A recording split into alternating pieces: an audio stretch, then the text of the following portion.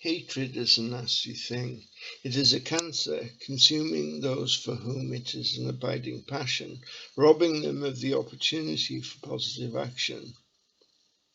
Of course, it also affects those towards whom the hatred is directed, with energies yet unknown to mainstream science, yet real enough in their effect to those sensitive of such things. Hatred manifests itself in many ways. The isms that the politically correct obsess about are riven with it, although not perhaps in a way they fondly suppose. For instance, racism is not just an issue of white versus black, with Negroes being the sainted innocents cowering from the white devils. There is, though it may not be politically correct to say it, black racism too. Those who want Negroid people all over the planet to rise up and crush the white devils. They even have their own radio station. Indeed, racism is on the air, but it's allowed because it's black racism, a sacred cow if ever there was one. Formed in the heat of the Brixton riots in 1981 by a personage known as Bongo Tete, who apparently purchased the mothership some 34 years previously. Galaxy Afiwe is an organization which seeks to spread this cancer towards all susceptible minds. It is, in this regard, little different to the banned organizations such as Al-Mujahirun.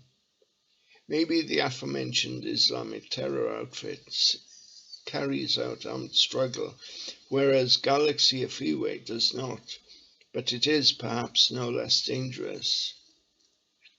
It is dangerous because, through the rantings of the DJ known variously as Mama Oracle and Sister Oracle, it is trying to inflame a war between black people and white people. Doubtless it has benign intentions too, but as a glass of poison in a barrel of wine makes the barrel undrinkable, so the venomous claws of this oracle woman cast a pall on any good works to which the station pretends. Oracle herself is Nigerian. Her native tongue is Yoruba. The Yoruba people in the port of Badagry have been known to sell their unruly children into slavery. Indeed, the whole issue of slavery is a shibboleth which is barely understood and willfully mistaught in schools. My researches have found that whilst blacks were enslaved, and the resulting disgust of that is not misplaced, it was the blacks themselves who sold them to the traders. Back in the day, white people could not last in Africa for long enough to round up sufficient numbers of people to make the trade worthwhile. They would either be killed by the wildlife or succumb to some dreadful disease or other. Those destined to become slaves would be driven to the shores of the continent by the black people and thence loaded onto the slave ships. Furthermore, it was not only the Negro who was enslaved. History is filled with tales of white slaves being taken by Africans and others.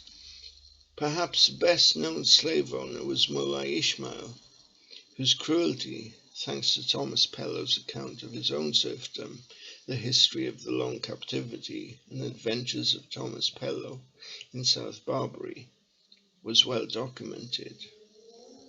Of course, that's not to make light of the sufferings of the Africans, for any true slavery is abhorrent. But the point is, they were not the only ones to suffer.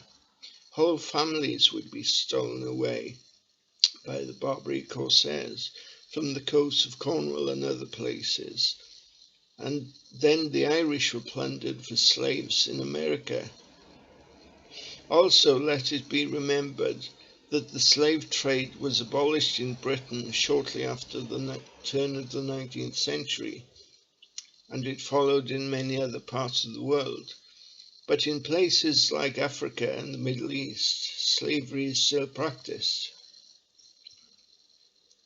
Given also that the station's masthead openly states that it intends to rid its listeners of what it sees as brainwashing, which is plainly the brainwashing of Negroes by the white devils, any calling up of which attracts the response, sickness, sickness, it is plain that the entire station's attitude is a reflection of that of Miss Oracle. The radio station, the mothership, the whole organization, seems to be run purely for the benefit of black people. Their events are places where white people are not welcome. They have surgeries, legal advice centers, education centers, and multifarious things where no white person dares tread. This, by any definition, is racism. Of course, you have the soppy, politically illiterate fools who claim that because black people claim to be oppressed, or because they are a minority, or because of any outlandish claim that their Frankfurt schooling is drummed into them, they have every right to ghettoize their people. But these are wrong because everyone should have the same rights. Supposing, for instance, that a radio station was set up exclusively to look after the rights of the white people, in the way Galaxy Afiwe looks after those of Negroes, with the same belligerent rhetoric as this oracle person, you can imagine how the black community would indeed rise up. Not only that, there'd be the usual suspects, the leftist radicals, the student potheads, the feminists, indeed anyone with a grudge against the settled order of society, waving banners and armpit hair at politicians and attacking the police with their offensive odours. Research would suggest that Galaxy Afiwe is a pirate radio station. It is therefore illegal anyway. But surely the illegality of its status as a radio station is the least of its misdemeanors. As it's itching for revolution, it should also be awarded terrorist status, and the good Mrs. Oracle deported to an African prison.